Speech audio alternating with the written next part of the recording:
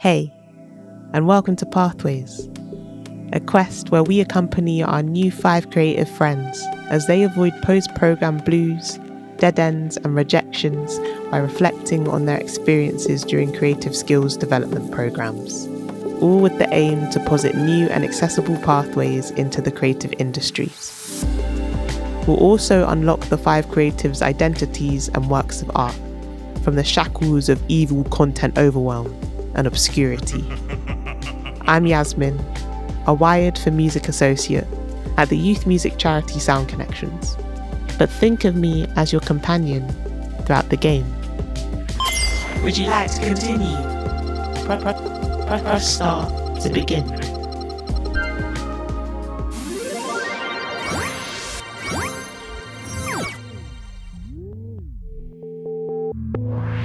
If you think about it, the application is kind of like a mini-game before the actual one begins. It's like the qualifier, even. Accepted and the game commences. Drogba. It's clever. Oh, that's brilliant. Absolutely brilliant. Rejected, and it's game over. Rejected! Rejected! Yeah, you just got rejected! R-E-J-E-C-T-E-D, rejected! Outside of other progression routes like work experience, internships, and mentorships, these programs often act as prerequisites to a young person's journey into the creative industry. And when it comes to not accepting a young person onto a program post the recruitment process, in worst case scenarios, some are often met with blanket rejections, with no sense of redirection, and an impersonalised email with little reason as to why. This gets frustrating. It gets tiresome. Especially when we think about the number of applications some young people have made to similar programs or job opportunities, and the time they spend on them. And yes, rejection is inevitable across all industries, but a sense of redirection is just as important of a step. Most young people aren't automatically given those maps to discover those routes for themselves. So, what are and should organisations who run these creative skills development programs do to soften the blows and KOs of those inevitable rejections that arise? How can organisations set the precedent for what supportive and sustainable industry practice and therefore progression should look like? Well, some of the creatives will be reflecting on just that in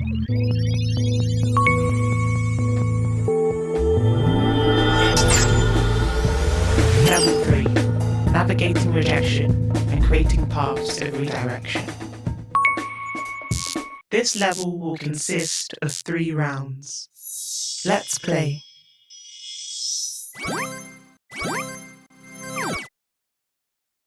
Round 1.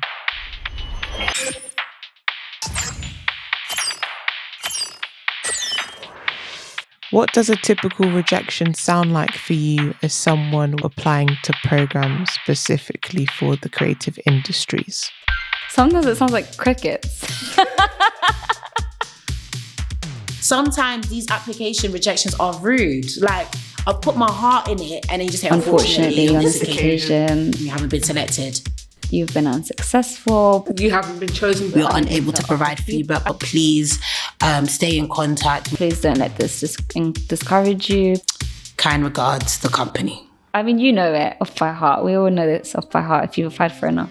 And the reason why I can regurgitate is because the moment I see on this account, I delete it. But I feel like where it hits the most though is like when I've put so much effort. This usually applies more so to funding, where I've put so much time and effort and it's about a project that I'm really passionate about and you just get told no, but with no feedback. This is me, my name is Ozioma and I'm excited for this opportunity, and you went swipe. It can be like quite disheartening. Doing that now, I probably feel a bit different about, having to spend so long on something that's part of an application process where I'm not even guaranteed to be successful in getting onto the scheme anyway.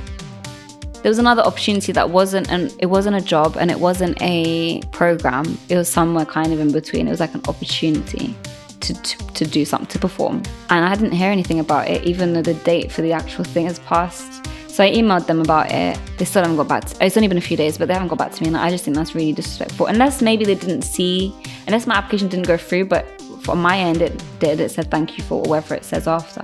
And it's just so hard to know what is it my actual application? Is it like how I've put in the budget? Is it like that this program just isn't gonna work? Like that kind of thing. When you told me just unfortunately and you didn't bother to give me any type of feedback, then I'm like, I'm not applying to you again. Simple as that.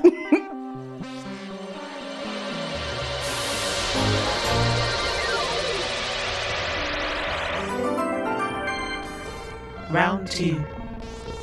Do you generally receive feedback after applying for programs? I think I've received feedback maybe once or twice unsolicited where they've just said, oh, we thought this was really good, but we feel like you lacked in this area. It was more generic. Like a lot of times it's not tailored. It's just like, here's our pointers, here's our general feedback. Those ones that do give generic feedback do tend to offer and say, oh, you know, if you do want more personalized feedback, let us know and we'll get back to you on that. But others say that they just straight up will say they don't have the capacity for it.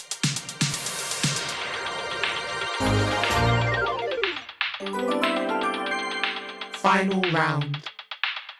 Have you ever had any positive experiences receiving feedback after a rejection for a creative development program or role? I think there's been a few. In terms of being happy with the feedback, I guess it's like when I had like stuff like from BBC and stuff when they said you made the top 15%. Sometimes in rejection emails, I'll get signposting at the bottom of it, which will be like, we're sorry that we couldn't accept you in the program this time, but here are some other opportunities. And I really appreciate that as well. I think that's brilliant. I feel like that's just really good because it's like, it's not about you or where you're at as a person. It's literally about we only have these limited spaces.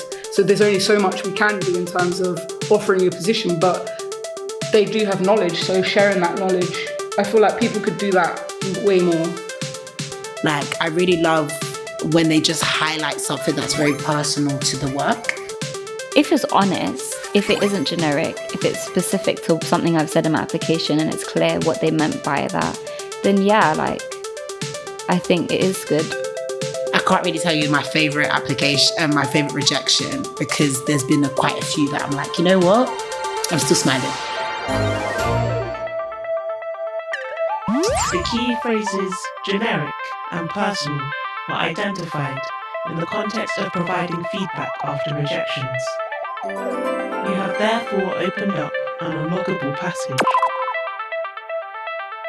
Press rewind to activate the rewind function.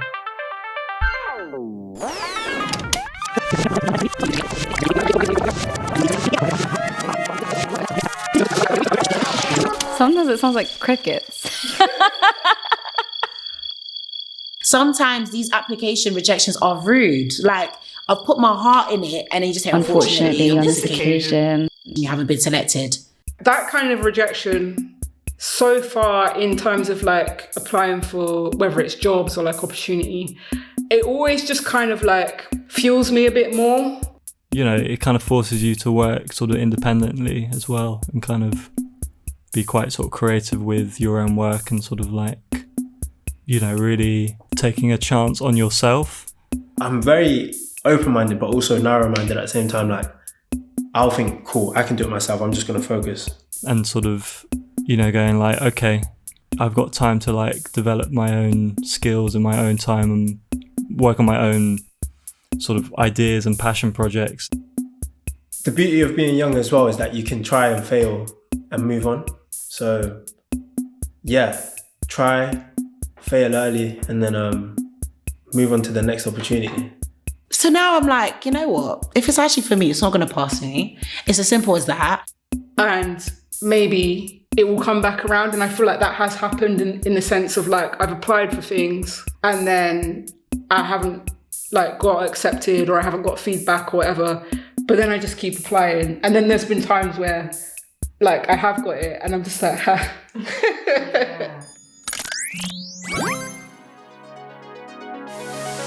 Congrats, you have opened up a new pathway. Select a creative to hear their story. Select a creative to hear their story. Select. Creative unlocked. You have unlocked. My biggest strength is like my relationship with failure. Like I'm way more than happy to fail. I'm Axel, working or doing a graduate internship at Ball Corporation. We make cans like Pepsi cans, Coke cans, beer cans, etc. It's a lot of fun, I'm enjoying it a lot, but I also do music, started music, I'd say officially in university. So that was probably around like 5 years ago. And I'm pursuing music, basically trying to make it a full-time sort of thing, or even if I can do it in a serious matter while still doing a 9 to 5. It was in year 9 and it was raining outside. All the boys wanted to be outside and we couldn't go outside. And one of my boys who plays piano, he was like, "You lot come with me to the music room and I'll just mess about on the keys." Took us to the music room and we were all just gassed completely. And I think like 4 of us ended up learning how to play keys just from that one day. Every day after that day, regardless of sun or rain, like we'd go to the music room, freestyle in the music room, play keys in the music room, just complete chaos in the music room.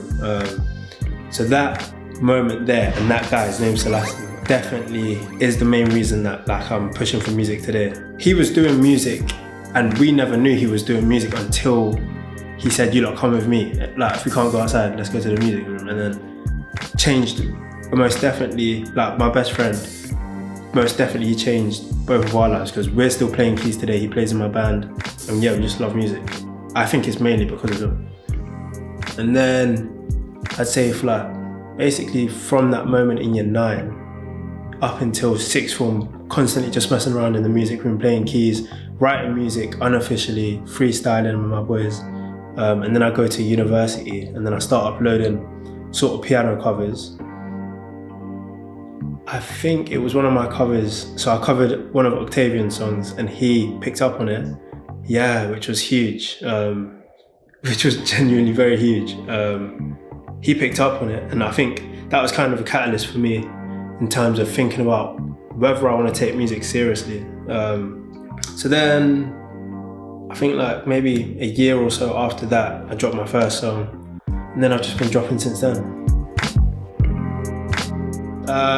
So I went and studied aerospace engineering.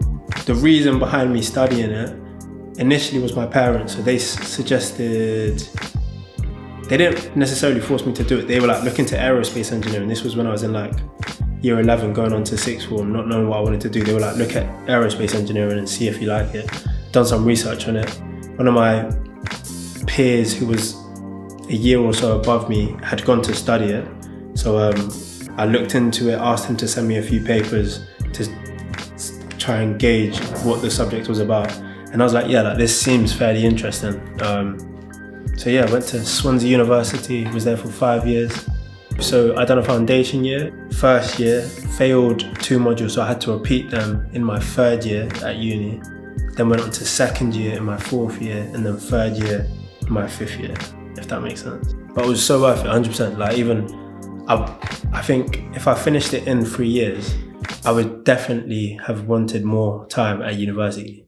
And you can grow so much at uni, like in terms of music specifically, or any creative endeavor. Uni is the space to grow, and it's crazy because now that I've left, everything drops off. Yeah, like your community, just your sort of motivation for it. It's so interesting how like you have a lot more time at university to dedicate yourself to that, but once you leave, it goes quiet. Normally, I would never, ever look into any of this sort of programs and that, because I'm very open-minded, but also narrow-minded at the same time. Like, I'll think, cool, I can do it myself, I'm just gonna focus. But that's when I realized I need a team, so let me broaden my horizon sort of thing. But it was my manager that suggested I apply for things like this. Yeah, so I never knew of this, and she was like, no, we need you to apply to this. Hey again. Just as a heads up, the following program Axel will be talking about is called Generate. Generate is a funding and mentorship program that has existed since 2018. Run by Wired for Music, it supports young people between the ages of 18 to 25 in realising a creative project or developing their skill set, with a pot of funding involved to allow them to do so. This can be anything from making a music video, a sound installation, to creating a series of talks or workshops, or even undertaking research. Now, that's all from me. Let's get back to Axel. So my project idea was to have like a 5-song EP where there was all features on each song. So, because again, I'm very narrow-minded. I do me. I'm just gonna, if I'm gonna make a song no one else is gonna feature on it, it's just gonna be me sort of thing. So I was like, let me try and force myself to work with other people. So that was the idea, for me to do 5 songs with 5 different artists, exploring different sounds and genres. I came to the first meeting with the whole team, so I had my creative director, head of productions and manager, and then everyone else there was solo artists. But yeah, so the first meeting was very cool. It was nice to get to know different artists, what their plans was within the project. It started in October. We finished that first meeting as soon as we sort of go away. Well, not as soon as, this was probably even prior to this. I'd been suffering with writer's block, so I'd not been writing anything for so long. So now that I'd submitted this project idea, forced me to kind of force myself to write, which I hate the idea of. October goes by, November goes by, December goes by. Our Christmas event is in December. So me and the team were like, cool, let's just focus on delivering this event and we'll get serious in January. Hopefully your writer's block has left you after then. January goes by, I'm meant to be done by April, and then now I'm in February and I've only got like 2 months. But luckily I had a song that I'd not released, so we were like, okay, cool, we're gonna use that one. I've written half a song, and there's this guy that I've always wanted to work with called Matt. His artist name is Mofa. So we've been working on this song that we're still working on, fine-tuning it. And then there's an interlude, which is just me. And then there's one song that I'm yet to record. There's the last song, which is potentially gonna have T on it. So T was my mentor, which is cool. Very talented guy, wise guy in terms of the music industry as well. Like we'd have, I think, monthly calls just to discuss how the project's going. And I'm telling him, yeah, I'm suffering with writer's block. Asking him for tips on how to come out of it, but also just talking about the idea of forcing yourself to write or forcing yourself to be creative, to me is crazy, but like I'm trying to break that down. I think he understands that I was suffering with writer's block for a long time, hence why I'm late with it. I think if I didn't have writer's block, it would have been way easier to get stuff done in time. But I think he's aware of that, and he's an artist himself sort of thing, so it was kind of like, you know when you're in school studying for exams and you get to a week before the exam and you're like, oh, I need to just cram everything. So that's what it kind of felt like for me. But now that the deadline has passed, I've kind of relaxed a bit again. The project is now over and the whole idea hasn't come to be. So I've got, now it's like a 4-song EP with 2 features, but I'm still yet to even finish the last song. And it might not even be a feature, I might have to finish that one off by myself. And one song has my manager on it, and she's an insane singer. So yeah, now it's 4 songs, maybe 5, but I need to get it out. I think the main takeaway from this project for me is that like you can plan for something, but like things are gonna come in the way which you actually can't do anything about.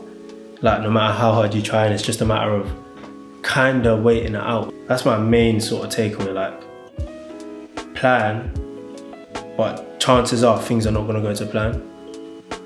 I've always been failing, but by God's grace, I've always been able to come out of it. So there's like a testimony in that, in me failing but still coming out the other side. So like GCSEs, I failed a few, I still come out of my GCSEs. A-levels, I failed a few. Come out of that university, I failed, I've come out of that. life goes on, you fail, you come out. And the only way I believe someone's messed up is if you fail and you stop. That's when you've kind of messed up, because like, what the hell? What are you doing if you're just gonna fail and call it a day? Which is interesting. My biggest strength is like my relationship with failure. Like, I'm way more than happy to fail. Like, even at work, I write in pencil because I know I'm going to fail, so I can just rub it out. Like, that's my whole ethos, fail. Because the only way you know you're able to sort of develop is by trying and failing. So I think I've got a good relationship to failure. Creative outlet unlocked. Press continue to reveal.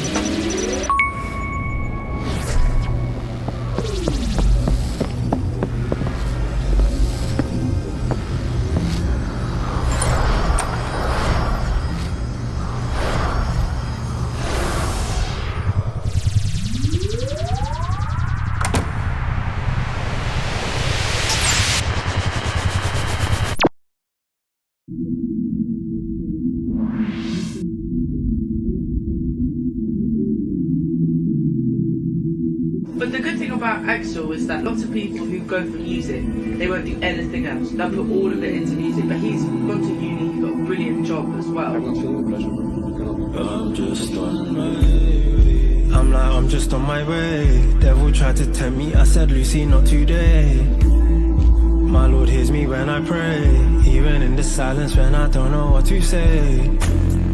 I need space, I gotta breathe. She said I should stay, I told her that I have to leave. It's in the Father, I believe. Just a couple verses that I keep under my sleeve. That I keep under my sleeve, on my sleeve, on my sleeve, my sleeve. That I keep under my sleeve. Just a couple verses that I keep under my sleeve. Yeah, I'm on my way, so I'm leaving. I'ma just do my own thing, I do not really care where the G's been. I'm bleeding, I don't even know how I'm feeling. She said that I'm a touch and this I'm over and I'm healing. Ample time spent on my own, mistaken for lonely, but I'm really in my zone. Yeah. I am vexed that I am blown. Success in the eye of the beholder, this I've known. Yeah. This I've known, this I've known, this I've known. Yeah. I am vexed that I am blown. Success in the eye of the beholder, this I've known. I said I'm just on my way. Devil tried to tell me, I said, Lucy, not today. My Lord hears me when I pray, even in the silence when I don't know what to say. I need space, I gotta breathe. She said I should stay, I told her that I have to leave. It's in the Father, I believe. Just a couple verses that I keep under my sleeve. That I keep under my sleeve, on my sleeve, on my sleeve. That I keep under my sleeve. Just a couple verses that I keep under my sleeve. Favor follows me when I'm roaming. It could be worse than it is, so I don't even know why you're moaning. Why you moaning? All of your mistakes are you owning. I'ma just focus on me and the music, it's time that I hone it. That I keep under my sleeve, on my sleeve, on my sleeve. That I keep under my sleeve. Just a couple verses that I keep under my sleeve. Be the first to get a top Axel TV ringtone for your mobile today. For She Don't Want My Love, text tone 3. For Cast Your Cares, text tone 4. And for Stay Close, text tone 5 to 20007.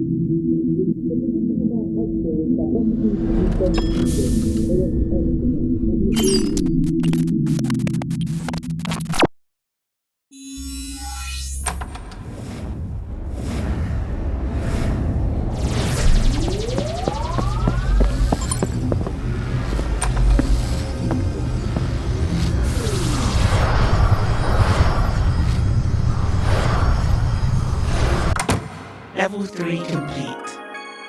The creatives have reflected on their experiences of rejection and successfully posited ways that organisations can create supportive pathways for young people as they continue on their creative journeys.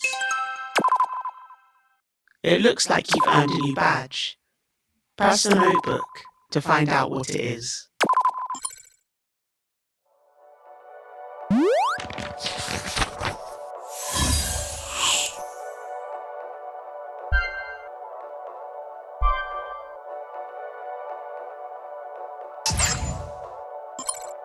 The Gateway.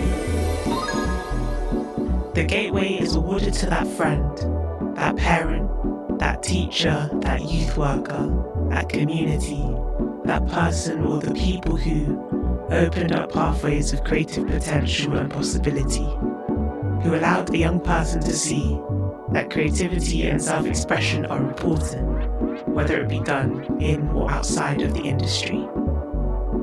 Would you like a replay of said Gateway badge?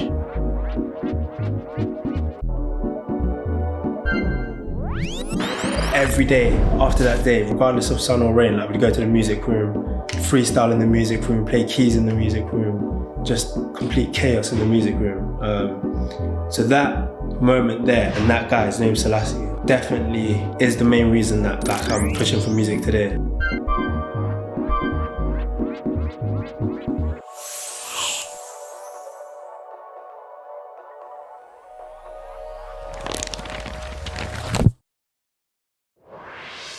Thank you to the gateways, like Selassie, who exist in our lives. That's all for level 3. Thank you for joining us for another level of Pathways, and opening up a new one by unlocking Axel's insightful world fueled by a sense of collaboration and care. On level 4, I feel like the reason why they do 16 to 20 or 16 to 19 or whatnot, or 18 to 25 is because at that age, you're just still okay to do free work. So I was like, that's it. Like, I've dropped out of uni, don't have the qualifications. This is how I felt. I don't have the qualifications. Like, I'm just too late. Like, so I don't really know where to go from here when I've gone to all of these programs. There's this kind of assumption that, people will have, by the age of 25, 26, will have figured it out, which is definitely not the case. some of the creatives will look at the impact of programs being capped at certain ages. They'll posit some reasons as to why they think this is a common occurrence, in the hopes of unlocking another creative to join Raisa, Ozioma, and now Axel. Until then, we'll see you soon. Bye for now.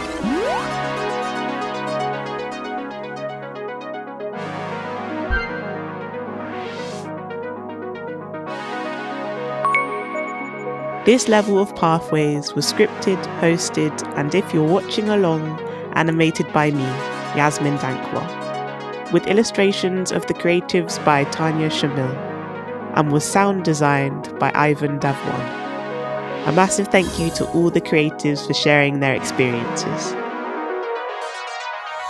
The Pathways podcast is supported by Sound Connections and Wired for Music.